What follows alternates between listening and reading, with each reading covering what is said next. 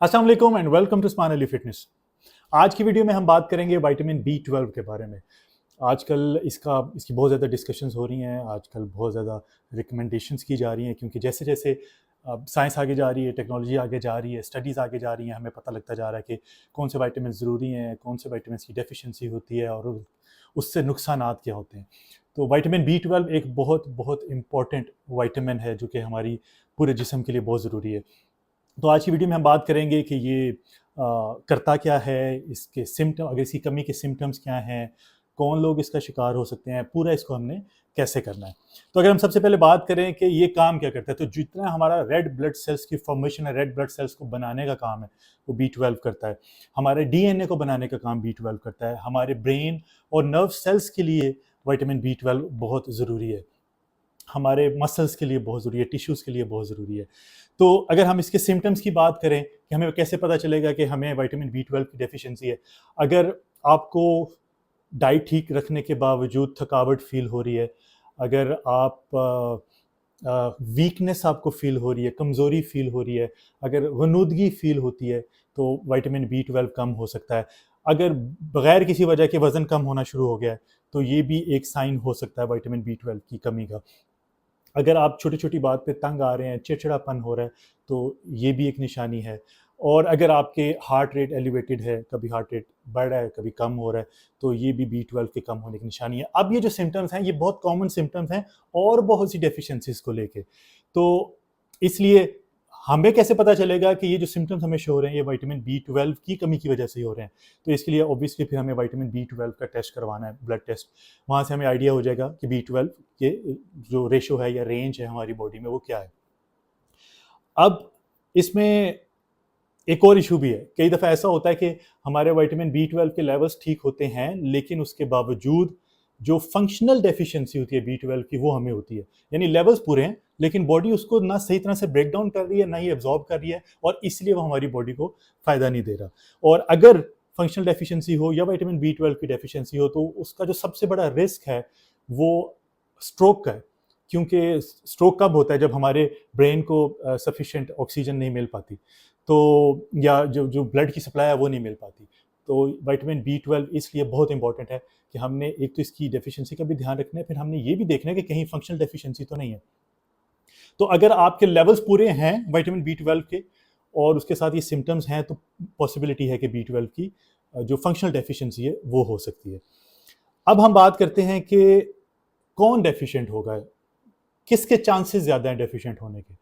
हर वो बंदा जो वेजिटेरियन है, जो गोश्त नहीं खाता, या जो वीक में 1 या 2 दफ़ा गोश्त खाता है, तो वो विटामिन B12 डेफिशिएंट होगा, क्योंकि आपको ये प्लांट बेस्ड नहीं मिलेगा B12, ये आपको हमेशा एनिमल बेस्ड मिलेगा। यानी आपको ये जो सोर्सेज़ हैं वो एनिमल बेस्ड होने चाहिए, यानी रेड मीट है, फ़िश है, यहाँ से आपको वो मिलेगा।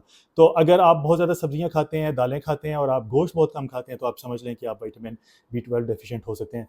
या फिर वो लोग जिनकी जो स्मॉल इंटेस्टाइन का, जिन्होंने ऑपरेशन करवाया होता है, क्योंकि कुछ लोगों का वज़न ज़्यादा होता है और उनसे वो मैनेज नहीं किया जा रहा होता कि वज़न कैसे कम करें, उनसे भूख और क्रेविंग्स कंट्रोल नहीं होती। तो आजकल ये एक सर्जरी आई है जिसमें वो आपकी स्मॉल इंटेस्टाइन को छोटा कर देते हैं, और उससे ये फिर आपका वज़न कम करने में आपको मदद मिलती है। तो अगर किसी का ये सर्जरी हुई भी है, तो इसका मतलब है कि विटामिन B12 डेफिशिएंट हो गई, क्योंकि विटामिन B12 जो एब्जॉर्ब ही आपकी स्मॉल इंटेस्टाइन में होता है। तो अगर वो इंटेस्टाइन का साइज़ छोटा है, तो B12 सही तरह एब्जॉर्ब नहीं होगा। और साथ वो लोग जिनकी उम्र 50 साल से ज़्यादा है, बहुत ज़्यादा चांसेस हैं कि, बल्कि चांसेस क्या, वो 100% B12 डेफिशिएंट होंगे ही, क्योंकि जैसे ही आप 50 क्रॉस करते हैं, आपकी बॉडी से जो विटामिन B12 है वो कम होना शुरू हो जाता है। 60-65 के साल की उम्र के पहुँच के तो वो और कम हो जाता है।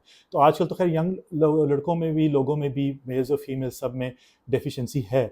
लेकिन अगर 50 या उससे प्लस हैं, तो आपको लाज़मी विटामिन B12 को पूरा करना है। तो अब बात करते हैं कि ये हमें मिलेगा कहाँ से। रेड मीट से आपको विटामिन B12 मिलेगा, पोल्ट्री से इतना ज़्यादा तो नहीं मिलेगा, बहुत कम चांसेस हैं कि आपको पोल्ट्री से, और मिले भी तो बहुत कम डोज होगी। फिश से मिलेगा, जो लिवर होता है जानवर का, उससे मिलेगा आपको, योगर्ट से मिलेगा, जो फोर्टिफाइड सीरियल्स या फोर्टिफाइड मिल्क होते हैं, जैसे आपको प्रोडक्ट्स अक्सर मिल जाएंगी मार्केट में जिनमें वाइटामिन और मिनरल्स को ऐड किया होता है, उसके ऊपर लिखा होता है इसके अंदर फलां फलां वाइटामिन और मिनरल ऐड हुआ है। जैसे बच्चों के सीरियल्स भी आते हैं, बड़ों के सीरियल्स भी आते हैं, तो उसमें वो लिखा होता है कि इसमें हमने फ्लाम जो वाइटामिन और मिनरल ऐड किया उसमें B12 आपको मिलेगा, क्योंकि ये नॉर्मली ऐड किया जाता है। हाँ, लेकिन बात ये है कि आप ये खाने से सारा पूरा कर सकते हैं या नहीं। बहुत ज़्यादा चांसेस हैं कि आप नहीं कर पाएंगे, क्योंकि डेली बेसिस पे जो हमें विटामिन B12 रिक्वायर्ड है वो आपको खाने से पूरा नहीं होगा। तो कैसे पूरा होगा, उसके लिए आपको सप्लीमेंट ऐड करना पड़ेगा। विटामिन B12 का सप्लीमेंट बहुत कॉमन है, मार्केट में आजकल मिल रहे हैं, ईजीली अवेलेबल है।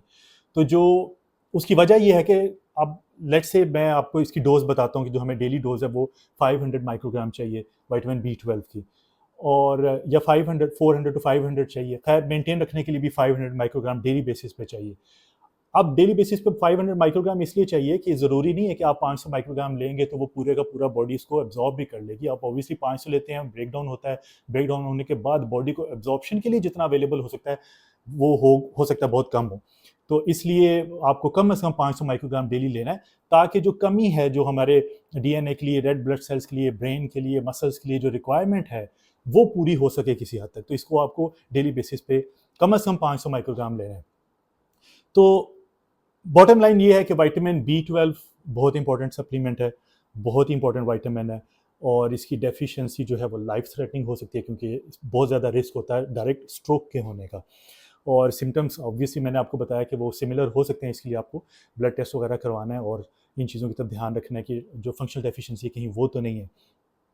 और सप्लीमेंट आपको मिलेगा इसका विटामिन B12 का, और खाने में आपको रेड मीट वगैरह से या फिश से या योगर्ट से या जो कलेजी होती है, जो लिवर है, वहाँ से आपको ये विटामिन B12 मिल सकता है। तो आप इसको मिक्स एंड मैच भी कर सकते हैं, यानी आप इसको फूड से कुछ ले लिया, कुछ सप्लीमेंट से ले लिया, तो उससे आपकी जो डेफिशिएंसी है वो ख़त्म हो जाएगी। तो ये थी हमारी आज की वीडियो। मुझे उम्मीद है ये वीडियो आपके लिए फ़ायदेमंद साबित होगी।